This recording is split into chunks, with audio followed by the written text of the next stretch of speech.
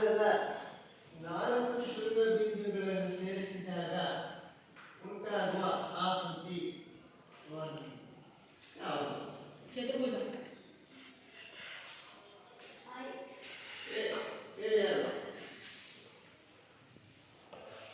ಚತುರ್ಭುಜ. ಮಕ್ಕಳು ಕೂತು ಹೇಳಬಾರ್ದು, ಗುಂಪಲ್ಲೂ ಹೇಳಬಾರ್ದು. ಸೊ 4 ಭಾಗಗಳನ್ನು ಉಂಟಾದಂತ ಆಕೃತಿಗೆ ಚತುರ್ಭುಜ ಅನ್ನೋ ಮಕ್ಕಳೇ. ಹಾಗೆಯೇ ದೈನಂದಿನ ತರಗತಿಯಲ್ಲಿ ನೀವು ಕಲಿತಿದ್ದೀರ ಚತುರ್ಭುಜದ ಪ್ರಕಾರಗಳು ಯಾವುವು ಅಂತ. ಸಹಜವಾಗಿ ಹೇಳ್ತೀವಿ ಪ್ರಕಾರಗಳು ವಿಧಗಳು ಯಾವ್ಯಾವು ಅಂತ. ಸೈದ್ಧಾಂತಿಕ ತಿಳ್ಕೊಂಡಿದ್ದೀವಿ. ಹಾಗಾದ್ರೆ ಚತುರ್ಭುಜದ ವಿಧಗಳು ಯಾವುವು?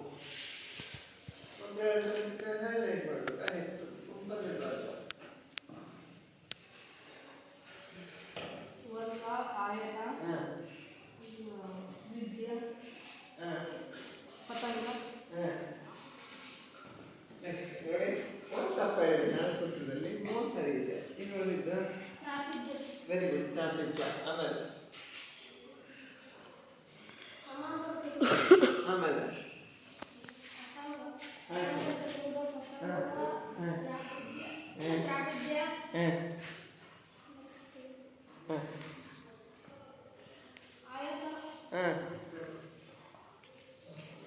ನೋಡಿ ಮಕ್ಕಳೇ, ಇವೆಲ್ಲ ಹೇಳಿದ್ರೆ ಕ್ರಮ ಸರಿ ಇದೆ, ಅನುಕ್ರಮಣೀಯ ಹೇಳಿಕ್ ಬರ್ತಾ ಇಲ್ಲ ಅಲ್ವಾ? ಸರಿ ಇದೆ. ಮೊದಲನೇ ಚತುರ್ಭುಜ ಪ್ರಕಾರ ಅಂದಾಗ ಕಪ್ಪು ಯಾವ ಅರ್ಥದಲ್ಲಿದೆ? ಆಯ್ಕೆ ಅಲ್ವಾ? ಇದನ್ನ 4 ಭಾವಗಳ ಸಮನಾಗಿದ್ರೆ ವರ್ಗ, ಆಯತ ವರ್ಗ ಅಲ್ವಾ? ನೆಕ್ಸ್ಟ್ ಸಾಮಾನ್ಯ ಚತುರ್ಭುಜ, ಆನಂತರ ಸಮಾನ ಚತುರ್ಭುಜ, ತ್ರಾಪಿಜ್ಯ, ನೆಕ್ಸ್ಟ್ ವಜ್ರಾಕೃತಿ. ಈ ರೀತಿ ಸುಮಾರು 6 ಪ್ರಕಾರಗಳಿಂದ ಚತುರ್ಭುಜದ ವಿಧಗಳು ಅಲ್ವಾ? ಹಾಗಿದ್ದಾನೆ ಮತ್ತೆ ನಾನು ನೇತಾಕಿದ್ದೇನೆ ಗೋಡೆಯಲ್ಲಿ. ಅಲ್ಲಿ ನೀವು ಆಕೃತಿಗಳನ್ನು ಗಮನಿಸಬೇಕು. ಆ ಆಕೃತಿಗಳು ಬಿಂಬಿಸುವಂತಹ ಆ ಮಾದರಿಯ ಹೆಸರನ್ನ ಹೇಳಬೇಕು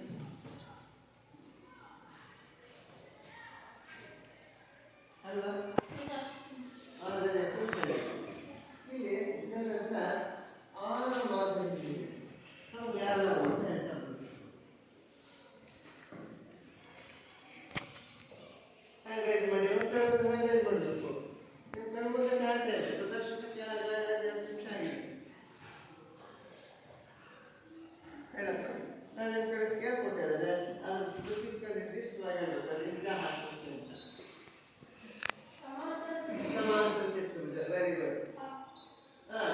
ಪತಂಗ, ತ್ರಾಪಿಜ್ಯ, ಸರಿ. ಸರಿ ಸರಿ ನಮ್ಮಲ್ಲೇ ಸಾಕಾಗ್ತಿದೆ ಅಲ್ವಾ? ಯಾರ ಮಾದರಿಗೆ ಏಕ ವಿದ್ಯಾರ್ಥಿ ಓದಿರ್ತಿಲ್ಲ. ಸೊ ಈಗ ನಿಮಗೆ ಸಾಮಾನ್ಯವಾಗಿ ಗೊತ್ತಿದೆ ಏನದು ಆಯತ ಮತ್ತು ವರ್ಗದ ದೃಷ್ಟಿಯಿಂದ ಕಂಡುಹಿಡಿಯೋದು. ಹೀಗೆ ಹಲವಾರು ಸಮತಲಾಕೃತಿಗಳಿಗೆ ಸಮತಲಾಕೃತಿಗಳ ಕಂಡುಹಿಡಿತಾರೆ. ಈಗ ನಾನು ಕೇಳ್ತಾ ಪ್ರಶ್ನೆ ಬಗ್ಗೆ ಒಂದು ಚತುರ್ಭುಜವನ್ನ ನಾವೀಗ ನೋಡೋದು ಅಲ್ವಾ? ಚತುರ್ಭುಜ ಹೇಳ್ತೀವಿ 4 ಬಾಹುಗಳಿಂದ ಆವೃತವಾದ ಆಕೃತಿ ಅಂತ ಹೇಳ್ತೀವಿ. ನೀವು ಅದೇ ಸಾಮಾನ್ಯ ಚತುರ್ಭುಜವನ್ನ ರಚನೆ ಮಾಡಿ. ಈಗ ನಾವು ಆ ಚತುರ್ಭುಜದ ವಿಸ್ತರಣೆಯನ್ನ ಹೇಗೆ ಸೂತ್ರೀಕರಿಸಬಹುದು ಅದಕ್ಕೆ ನಾವು ಪ್ರಯತ್ನ ಮಾಡ್ತಾ ಇದ್ದೀವಿ. ಶುರು ಮಾಡಬೇಕು. ಒಂದು ಸಾಮಾನ್ಯವಾಗಿರ್ತಕ್ಕಂಥ 4 ಬಾಹುಗಳಿರುವಂತಹ ಒಂದು ಚತುರ್ಭುಜವನ್ನು ಬರೆಯಿರಿ.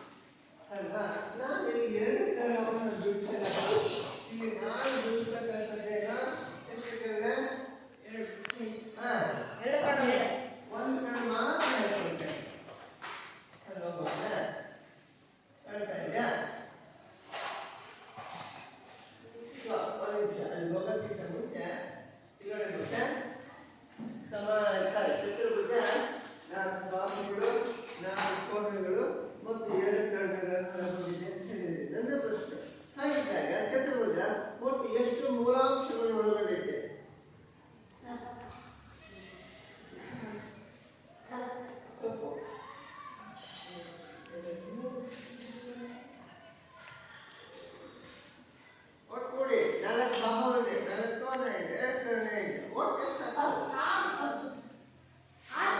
ತಪ್ಪು ಚತುರ್ಭುಜ ಒಟ್ಟು 10 ಮೂಲಾಂಶಗಳನ್ನು ಪಡೆದಿದೆ.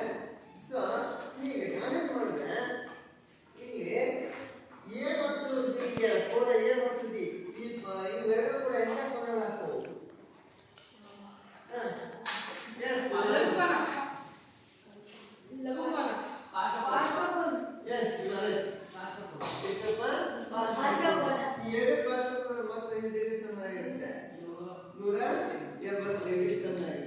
ಹಾಗಿದ್ದಾಗ ಉಳಿದಂತ ಎಲ್ಲ ಕೋಣೆಗಳ ಮೊತ್ತ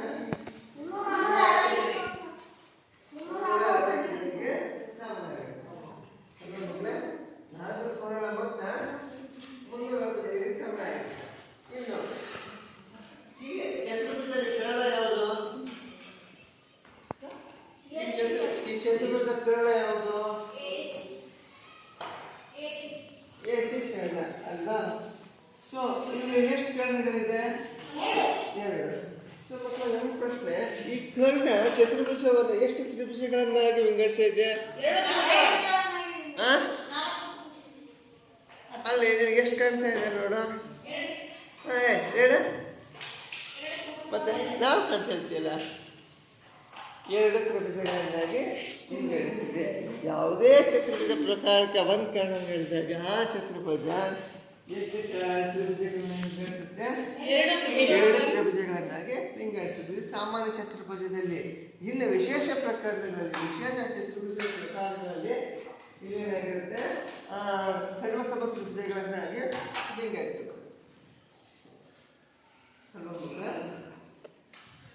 ಈಗ ನಾವು ನೀವು ಬರಕಾಸಿದ ಪ್ರಶ್ನೆ ಕೊಡ್ತಾರೆ. ಚತುರ್ಭುಜ ಸಾಮಾನ್ಯ ಚತುರ್ಭುಜದ ಗುಣಲಕ್ಷಣಗಳನ್ನು ಪಟ್ಟಿ ಮಾಡಿರಿ. ಕೆಲಸದಲ್ಲಿ ಮಾಡ್ಕೊಂಡು ನೀವು ಬೇರೆ ತರಗತಿಯಲ್ಲಿ ಕಲಿಸಿರುವ ಫಲಿತಾಂಶವನ್ನು ಪುನರ್ಮನನ ಮಾಡ್ಕೊಂಡು. ಆದರೆ ಈಗ ಈ ತರಗತಿಯಲ್ಲಿ ಕಲಿಯಬೇಕಾಗಿರೋದೇನು? ಚತುರ್ಭುಜದ ವಿಸ್ತೀರ್ಣ ಮತ್ತು ಸಮಸ್ಯೆಗಳು ಅಲ್ವಾ ಮಕ್ಕಳೇ? ಅಲ್ವಾ? ಚತುರ್ಭುಜದ ವಿಸ್ತೀರ್ಣ ಮತ್ತು ಸಮಸ್ಯೆಗಳು. ಸೊ ಈಗ ಚತುರ್ಭುಜದ ವಿಸ್ತೀರ್ಣ ಕಂಡಿದ್ದೀನಪ್ಪ ಅಲ್ವಾ? ಸಾಮಾನ್ಯವಾಗಿ ವಿಸ್ತೀರ್ಣ ಅನ್ನುವುದನ್ನೇ ಕ್ಷೇತ್ರಫಲ ಅನ್ನುವುದೇ ಬಳಸ್ತಕ್ಕಂಥ ಪದಪುಟಿಗಳು ಬದಲಾಗುತ್ತೆ. ಉತ್ತರ ಒಂದೇ ಆಗುತ್ತೆ, ಸೂತ್ರದ ಕೂಡ ಒಂದೇ ರೀತಿ ಇರುತ್ತೆ ಅಲ್ವಾ ಮಕ್ಕಳೇ? ನನ್ನ ಪ್ರಶ್ನೆ ಸೊ ಚತುರ್ಭುಜದ ವಿಸ್ತೀರ್ಣ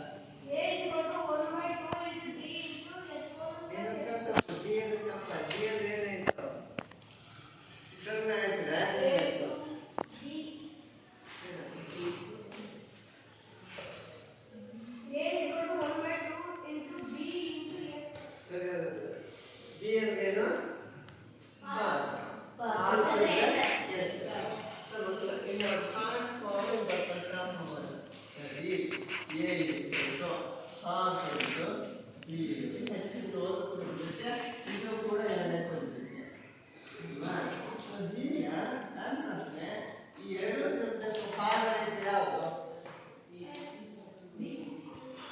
ಪಾದರೇಖೆ ಏನೇ ಆಗುತ್ತೆ ಅಲ್ವಾ ಪಾದರೇಖೆ ಸಿಕ್ತು ಹೆಚ್ಚಂದ್ರೆ ಎತ್ತರ ಅಲ್ವಾ ಈ ಚಿತ್ರದಲ್ಲಿ ಎತ್ತರ ಕಾಣ್ತೀರಾ ಕಾಣ್ತೀರಾ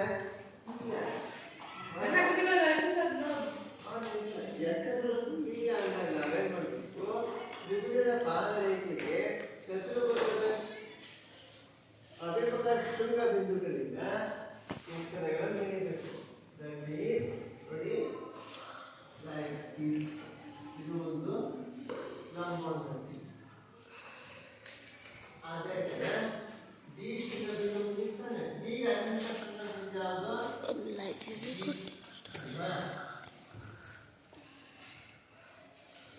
ಹೆಸರು ಕೊಡಿ ಡಿ ಟಿ ಡಿ ಟಿ ಕಾಣ್ತಾ ಇದೆ ಅಲ್ವಾ ಆಗ ಇಲ್ಲಿ ಎತ್ತರ ಬೇಕಾದ ಎರಡು ಒಂದಕ್ಕೆ H1 ಅಂತ ಕೊಡಿ ಇನ್ನೊಂದಕ್ಕೆ H2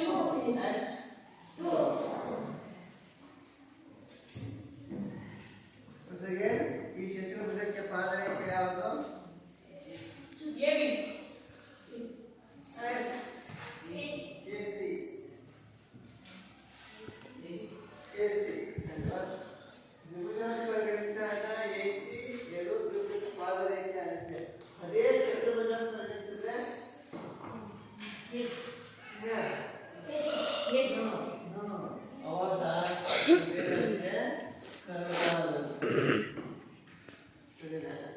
ಈಗ ತ್ರಿಭುಜ ಎಬಿಸಿ ಪಾದರೇಖೆ ಯಾವುದು ಎಸಿ ಎತ್ತರ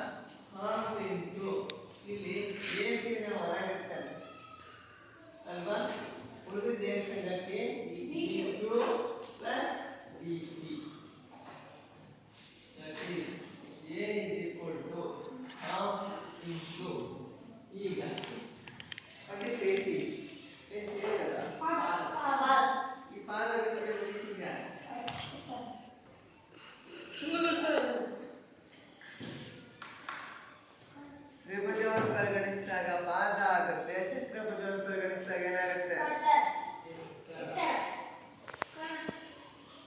ಕರ್ಣ ಆಗ್ತದೆ ಕರ್ಣ ಆಗ್ತದೆ ಕರ್ಣವನ್ನು ಸೂಚಿಸುವ ಸಂಕೇತ ಯಾವಾಗುತ್ತೆ ಅಲ್ವಾ ಸೊ ಅಂದ್ರೆ ಇದನ್ನ ಮಾರ್ಕ್ ಮಾಡೋಣ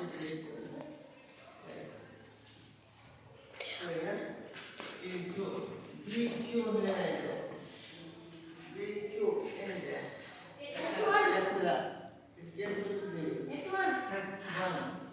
plus Q D T H2 ಅಲ್ವಾ ಮಕ್ಕಳೇ that is A is equal to half into D into H1 plus H2 ಇದು ಚತುರ್ಭುಜದ ಮೇಲ್ಮೈ ವಿಸ್ತೀರ್ಣ ಕಂಡುಹಿಡಿಯುವ ಸೂತ್ರ ಅಲ್ಲ ಆದರೆ ಮಕ್ಕಳೇ ಗಣ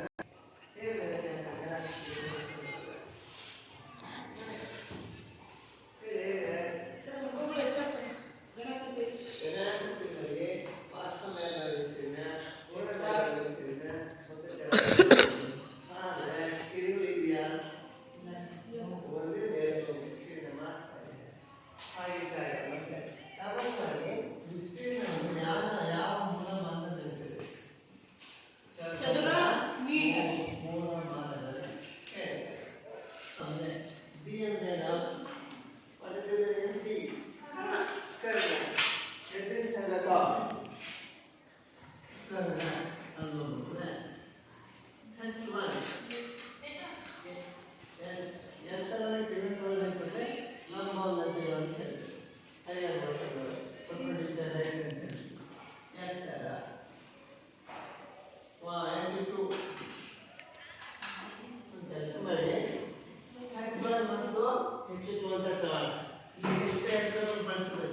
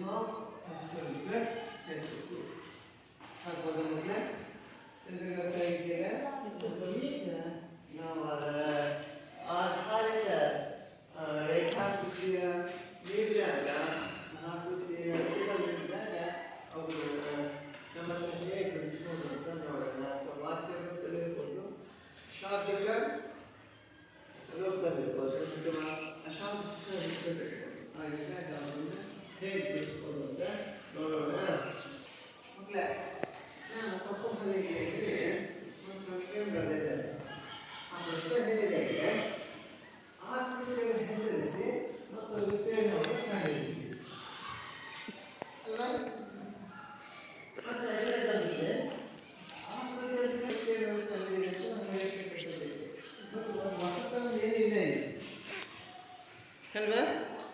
ಹಾಗಾಗಿ ನಮ್ಮ ಪ್ರಶ್ನೆ ಈ ರೀತಿ ಇದೆ. ಇದು ನಾವು ಪರಿಕಲ್ಪನೆ ನೀವು ಅರ್ಥೈಸ್ಕೊಳ್ಬೇಕಾದ್ರೆ ಈ ಕೆಳಗಡೆ ಗ್ರೌಂಡ್ ಫ್ಲೋರ್ ಇದೆಯಲ್ವಾ, ನೆಲ ಇದೆ ಎಲ್ಲರೂ ಕೂಡ ಒಂದು ಚತುರ್ಭುಜ ಅದೇ ಮೇಲ್ಗಡೆ ಪ್ಲಾಟ್ಫಾರ್ಮ್ ಅದು ಕೂಡ ಇದೆ. ಅಥವಾ ಒಂದು ಮೈದಾನ ಹಾಕ್ಬೋದು, ಒಂದು ಹುಲ್ಲುಗಾವಲು ಹಾಕ್ಬೋದು, ಅರ್ಥ ಆಯ್ತಲ್ಲ. ಆದರೆ ಉದಾಹರಣೆಗಳು ಬರೋದು ಪ್ರೇಯರ್ ಹಾಲ್ ಅದು ಕೂಡ ಹಾಕಿದೆ. ಆದರೆ ಅದನ್ನ ನಾವು ಒಂದು ಚತುರ್ಭುಜ ಅಂತ ಹಾಕಲಿಕ್ಕೆ ಪರಿಗಣಿಸಿದ್ರೆ ಅದರ ವಿಸ್ತೀರ್ಣವನ್ನು ಕಂಡುಹಿಡಿಯಿರಿ ಅಂತ ನಾವು ಹೇಳಿದ್ದೇವೆ. ನಾವು ಅದರ ಮೈದಾನದ ಆ ರೀತಿ ಇದೆ, ಅದರ ವಿಸ್ತೀರ್ಣವನ್ನು ಕಂಡುಹಿಡಿಯಿರಿ ಅಂತ ಪ್ರಶ್ನೆ ಆಗ್ತಿದೆ ಅಲ್ವಾ. ಹಾಗಿದ್ದಾಗ ಮಕ್ಕಳೇ ಇವೆಲ್ಲ ಪ್ರಶ್ನೆ ಈ ರೀತಿ ಇದೆ. ಚತುರ್ಭುಜವನ್ನು ಹೆಸರಿಸಿ. ಚತುರ್ಭುಜವನ್ನು ಹೆಸರಿಸಿ ಅಂದ್ರೆ ಚತುರ್ಭುಜ ಹೆಸರೇ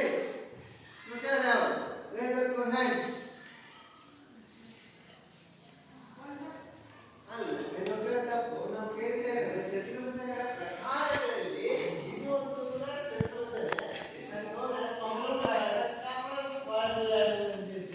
ಕನ್ನಡದಲ್ಲಿ ಸಾಮಾನ್ಯ ಚತುರ್ಭುಜ.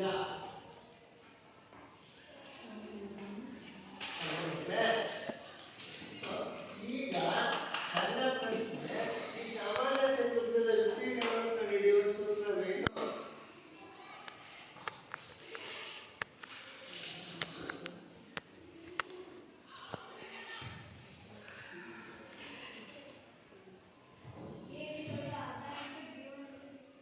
ಅಲ್ವಾ? A = half. ಇದೆಲ್ಲ ತಪ್ಪು. ಯಾಕೆ d1 ಬಳಸ್ತಾ ಇದ್ದೀರಾ?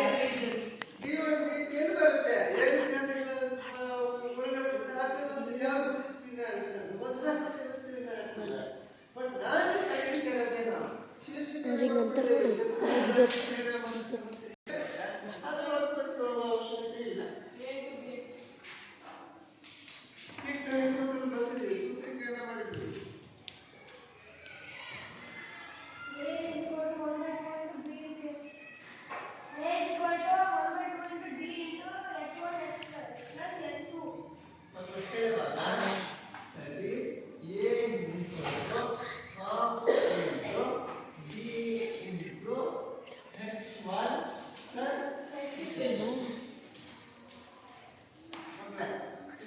ಇಲ್ಲಿ ಕುತ್ಕೋಬೇಡ.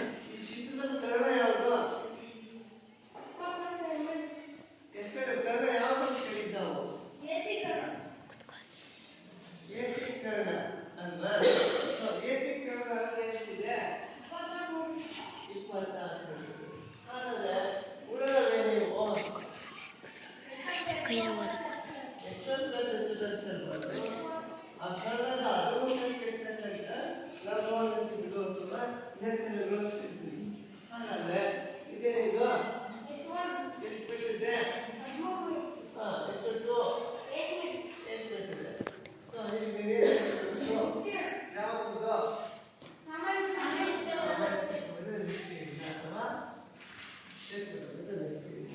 ಈ ದತ್ತಾಂಶಗಳಲ್ಲಿ ಅಲ್ವಾ? ಇದು ಒಂಥರ ನೋಡೋದು ಗೊತ್ತಾ?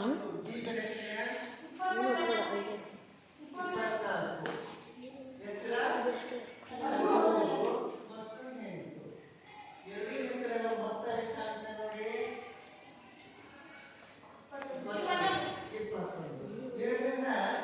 ಈ ಸಮಸಂಖ್ಯೆ ಭಾಗ ಅಂತ ಜನಸಂಖ್ಯೆ ಭಾಗ ಅಂತ ಸಮಸಂಖ್ಯೆ ಭಾಗ ಆಗುತ್ತೆ.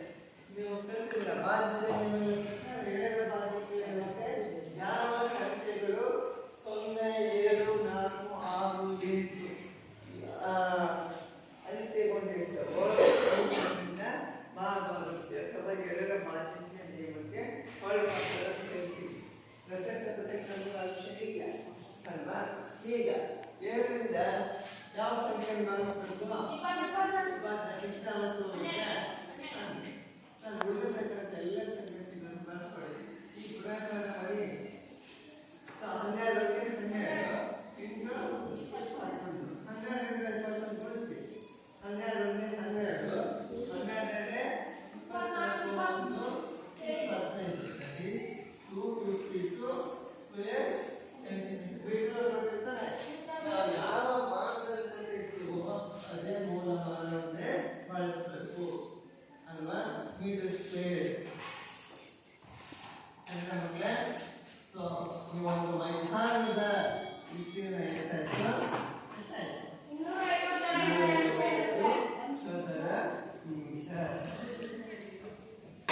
ಸರಿನಾ ಮಕ್ಕಳೇ? ಅರ್ಥ ಆಯ್ತಾ? ಈಗ ಇದೇ ರೀತಿ ನಾವು ಇನ್ನೊಂದು ಸಮಸ್ಯೆ ಬಿಡ್ತೀವಿ. ನೀವು ಕೂಡ ಆ ಸಮಸ್ಯೆ ಬಿಡಿಸ್ತೀರ ಅಂತ ನಾವು ಬರೀಲಾಗ್ತದೆ.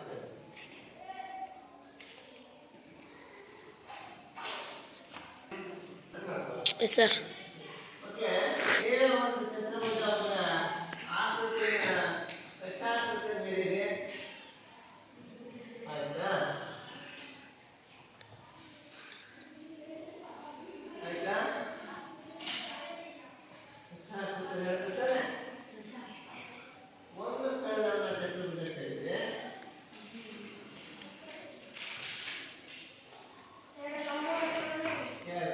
ಇದು ಲಂಬೋದರ ಸ್ಥಿತಿಯಲ್ಲಿದೆ.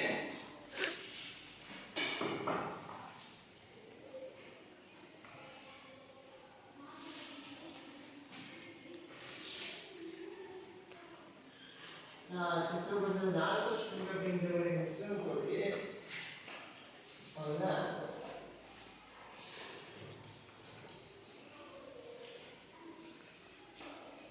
ಸಾಮಾನ್ಯ ಚತುರ್ಭುಜ ಅಂತ ಬರೀಬಹುದು ಅಥವಾ ಚತುರ್ಭುಜ ಅಂತ ಬರೆದು ಮಾಡಬಹುದು. ಆಕೃತಿಯನ್ನು ಹೆಸರಿಸಿ ವಿಸ್ತೀರ್ಣವನ್ನು ಕಂಡುಹಿಡಿಯಿರಿ.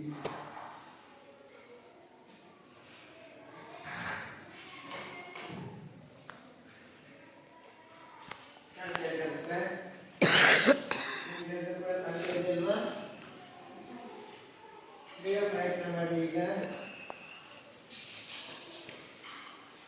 ಪುಸ್ತಕದಲ್ಲಿ ಪ್ರಯತ್ನ ಮಾಡಿ,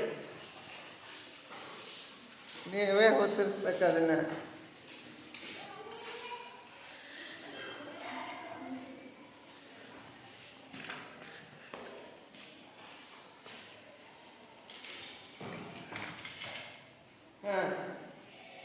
ಆನ್ಸರ್ ಮಾಡ್ತಾ ಹೋಗಿ.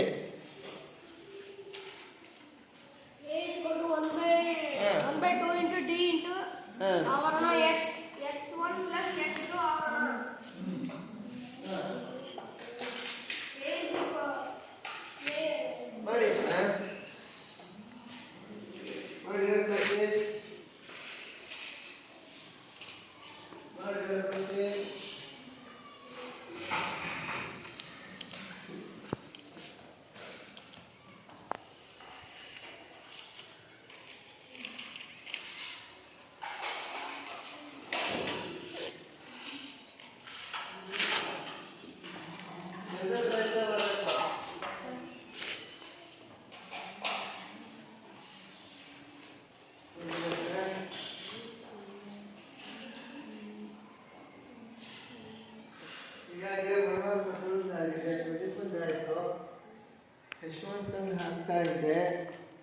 ಪುಸ್ತಕ ಹಾಗೆ ಕೊಟ್ಟಿದ್ದಾನೆ. ಎಲ್ಲರೂ ಪ್ರಯತ್ನ ಮಾಡಬೇಕಾದ್ರೆ ಸುಮ್ಮನೆ ಕೂತ್ಬೇಡಿ.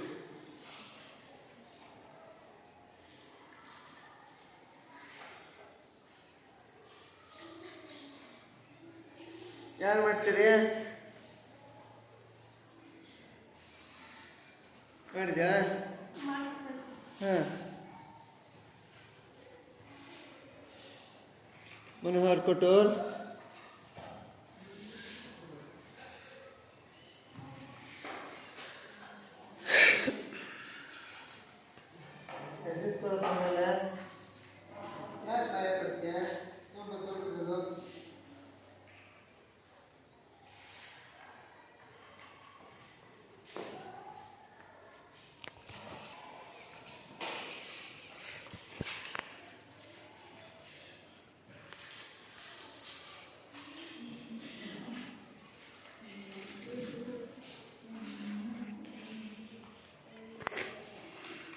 ಪ್ರಸ್ತುತರ ಕಡೆ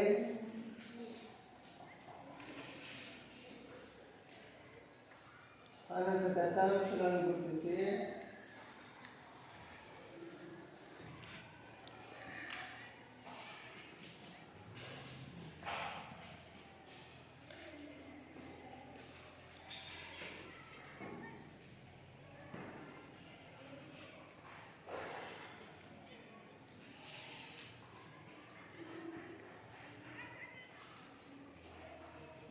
ಮನೋಹರ್ ಕೊಟ್ಟವ್ರೆ. ಫಸ್ಟ್ ನಾವು ಸೂತ್ರ ಬರ್ಕೊಂಡ್ಮೇಲೆ ಏನು ಮಾಡಬೇಕು? ಏನು ದತ್ತಾಂಶಗಳಿದೆ ಅಂತ ಗುರುತಿಸ್ಬೇಕಲ್ವಾ? ಅದನ್ನು ಬರ್ಕೊ. ಡಿ ಇಸ್ ಈಕ್ವಲ್ ಟು ಬರ್ಕೊ. ಅಷ್ಟಕ್ಕೆ ಹೋಗ್ಬೇಡಪ್ಪ. H1 is equal to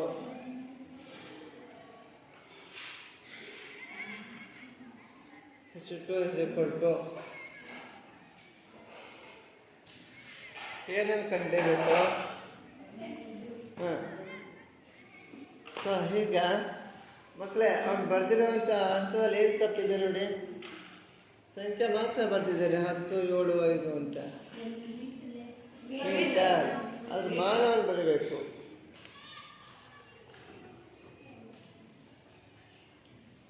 ಈಗ ಸೂತ್ರದಲ್ಲಿ ಏನು ತಪ್ಪು ಬರೆದಿದೆ ನೋಡಿ ಮನೋಹರ. ಬೆಲೆ ಆದೇಶ ಮಾಡುವಾಗ ಸರಿ ಇದೆ, ಸಂಖ್ಯೆ ಬೆಲೆ ಸೇರಿಸುವಾಗ. ಸೂತ್ರದಲ್ಲಿ ಏನು ತಪ್ಪು ಮಾಡಿದೆ ನೀನೇ ಹೊರಟು ಹೇಳಪ್ಪ. ಹಾಂ, ಅದು ತಪ್ಪು.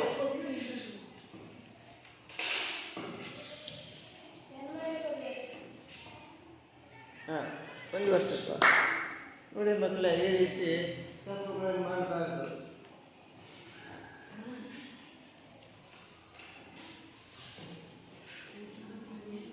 ಹೇಳ್ತಾ ಮಾಡ್ತಾ ಹೋಗ್ಬೇಕಪ್ಪ.